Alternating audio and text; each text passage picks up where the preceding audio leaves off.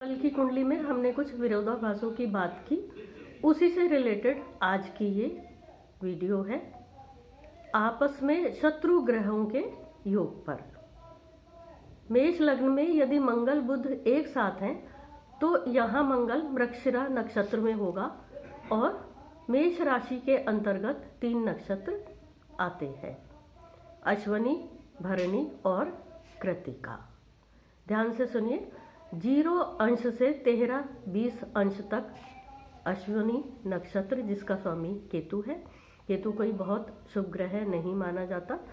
13-20 से 26-40 अंश तक का स्वामी भरणी नक्षत्र में आता है जिसका स्वामी शुक्र है और 26-40 अंश से 30 अंश तक कृत्तिका नक्षत्र पड़ता है जिसका स्वामी की सूर्य है। कई वीडियोस में हम ग्रहों की आपस में मित्रता और शत्रुता के बारे में काफ़ी कुछ जान चुके हैं, आप पुरानी वीडियोस देख सकते हैं। जब 2 विरोधी ग्रह भी किसी स्थान पर एक साथ बैठते हैं तो सबसे पहले ये देखना होगा कौन मित्र के घर में है और कौन शत्रु के घर में, जिसकी चर्चा हमने कल की वीडियो में विस्तार से की है। फिर अंशात्मक रूप से कौन बली है, यानी किसके अंश ज़्यादा है, दिशा बल किसे प्राप्त है, साथ ही स्थान बल से कौन शुभ है। उसके बाद जिस अंश पर वो है उस नक्षत्र का स्वामी और साथ ही उप स्वामी कौन है। साथियों, उप स्वामी 10 सेकंड में बदल सकता है।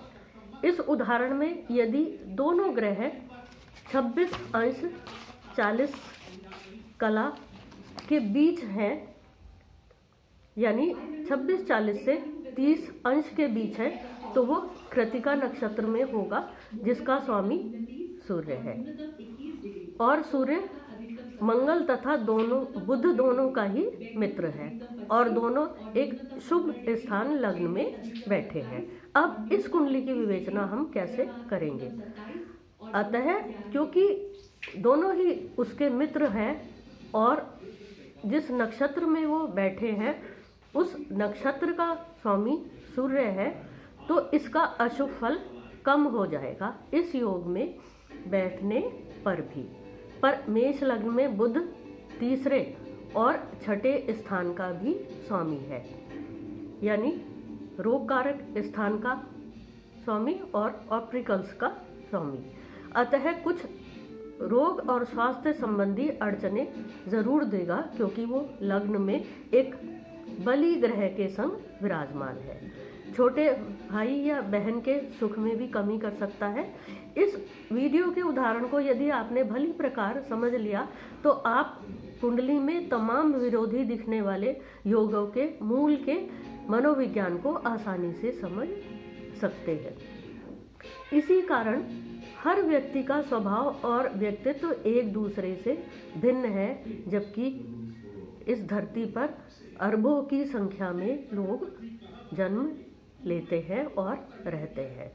इन्हीं अलग अलग कॉम्बिनेशंस के कारण ये विविधता पाई जाती है, स्वभावगत और व्यक्तित्वगत। ज्योतिष का बेसिक ज्ञान तक जिन्हें नहीं होता, आज वो अपनी कुंडली का विश्लेषण करने लगते हैं सुनी सुनाई बातों के आधार पर, जो कि सही नहीं है। वो वैसा ही है जैसे अधूरे ज्ञान के साथ केमिस्ट से दवा लेकर एक विकट रोग के लिए भी खा लेना।